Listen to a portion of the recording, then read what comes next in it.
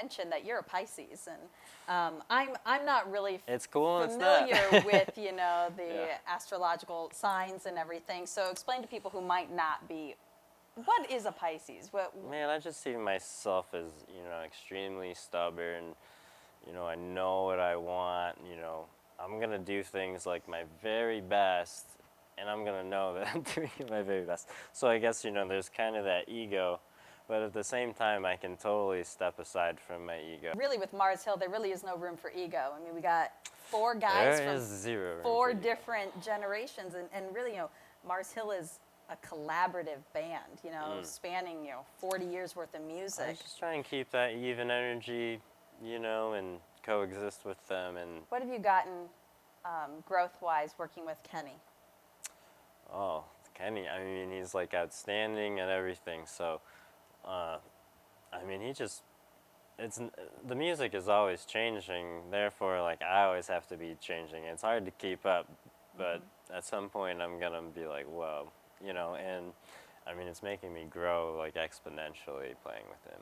Good. What do you think of working with Alex? He is just another amazing musician and can go anywhere at any time. And once we. Yeah, you've mentioned songs having meaningful vocals. What do you think about the vocals and the delivery that Mike Tillery brings? I think he's great. I'm loving his positive messages, and like the energy that he just expels is unreal. Like, he gets me going when I'm not going. And So let's talk about some musical influences. Who is your number one? Damon Albarn from the Gorillaz and the Blur. Yeah? So tell me why. What is it about him? I mean, album after album he puts out is just like exponentially greater than the one before. And there's so many albums. Like, yeah, the Now Now album that he recently released is definitely one of my all-time records. Like, I have it on vinyl. I bought all my friends a copy of it for Christmas. It's great. Okay. What favorite R&B? I mean, I like the classics, Bobby Caldwell.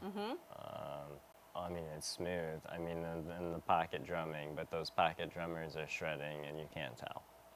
But R&B, I mean, they're going places. There's so much feeling in it. I just like, I'm listening for myself. I prefer the smooth feeling than the rough one. Okay. You've talked a lot about lyrics being really important to you. Do you write a lot of lyrics? I don't. I find myself, creative, and back in the day, maybe some poetry and short stories and stuff. But no, I really never find the time for it. I always just like, oh, well, I'll just do the next song. Let's make some more music. Now, when you are writing music, even if you're not writing the lyrics, how do you approach a song? Me, basically, I don't look at it like that at all. It is 100% feeling. I'm creating a certain noise that, resonates with me, and then I'm like creating more noises around that noise. Okay. And then I'm just breaking it up. That's a part, and then I'm gonna be like, oh, I need another part, or so I find another cool noise, and I start building off of that. And drums are actually last. Okay. Very, very last. Okay. You've talked about when you drum how it's not so much accompanying the guitarists and the vocalists, but you're trying to create a movement behind them. Like 4 years I was with an indie rock band that was like guitar, strings, keyboards, and I was playing drums, and then I evolved with some electronics in that. And then after that, the singer and I just started working together by ourselves, and yeah, that was just an indie pop duo where Tell me about your performances. Our performances, yeah. Your stage show. Our stage show is pretty exceptional. I mean, a lot of times we'd have projection going on. We'd always bring the lights, and those are just popping all the time. And then I guess if anyone sees our rig, it looks like a spaceship. So Okay.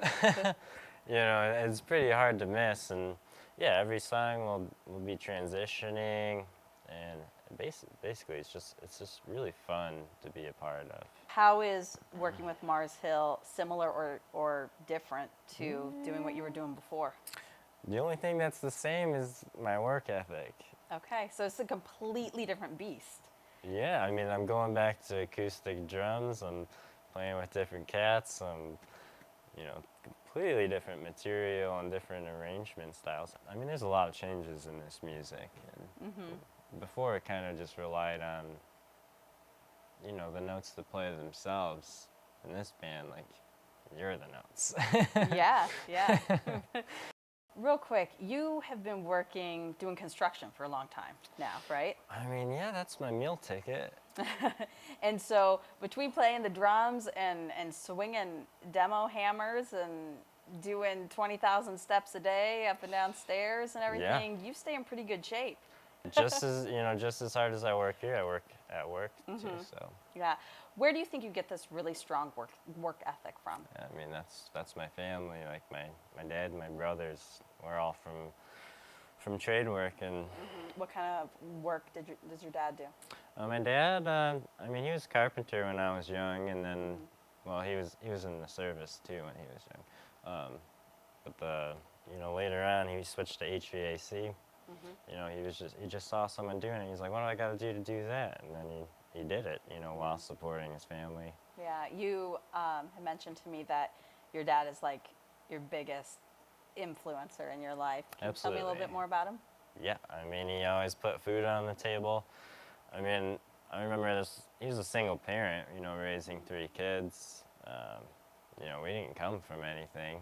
He's right out of the service and providing for us. So, whatever jobs he could get, I imagine. Yeah. Yeah. But so he'd go to work every day and come home, pick us up. So basically he'd drop me off at my great grandma Peeper's house, like every day, while he went to work, and he'd probably leave at 5 o'clock in the morning. He'd like scoop me up out of bed like in a big blanket. I remember one time he was carrying me out the car, and he like slipped on a patch of ice and flipped on his back, and he like caught me. And I was 5. I woke up, but I remember that experience, and it's just like, my dad's there for me, kind of thing. That's really a sweet story. So you were raised by a single dad. You've got two other siblings. I got 2 older brothers. I'm real good at self-defense. I'm also a pacifist at the same time. Right. So but I can't allow something to hurt me. So your dad really instilled this great work ethic, really through his example. Absolutely, yeah. Great. Well, I mean, he always was pushing me to get a job. Trades is last resort. I mean, he honestly gave me the time after high school and during some college to just do what I want, and it made me who I am. And I can't thank him enough for just letting me do what I want. Yeah. And I saw my brothers; they made mistakes. And I learned from it. I was that lucky, Yeah. Unfortunately, some others aren't that lucky. Right. Now, after high school, you really wanted to go into graphic design, right? I mean, I was taking like a vocational course in high school, and I was like, well, I mean, this is like an option. It's like, you gotta go to school. And I thought, I'll do that. I'll go to art school, but... He had this dream of going to art school in Chicago, and... Yeah, so, I mean, we were real close to doing that, but really, it was just the money and the price of housing. Yeah. So, I stayed home, and I did some time at... did some time in the old community college, and, that wasn't me either, so, I just... Basically, you gotta get a job. I mean, even during that, I had the time to find out who I was, and the time to, find out what made me happy, especially music. And I found out that, music, without it, like, I wouldn't be here, and it's the only thing that ever keeps me going. Yeah. So what does your dad think about this, My dad wants me to do what makes me happy. Yeah. That's great. That's great that you had that kind of support in your life. Well, he wants me to make money, but he wants me to, be happy. Like, if this wasn't making money, I'd have to get a job. And you'd be like, get a job, you bum. But right, keep doing what you want. right. Absolutely. So, I mean, what's the point? Yeah, if you're yeah. not doing what you So want. let me ask you, what does success look like to you? I mean, I think I told you guys this before, but I'm like unsettling. I can't settle on anything, and I'll never feel like, I'm there. Yeah. I imagine, I mean, even if we sold some records that, I'd still be like, what's next? So where do you see yourself in 5 years? I mean, hopefully on stage every day. Hopefully.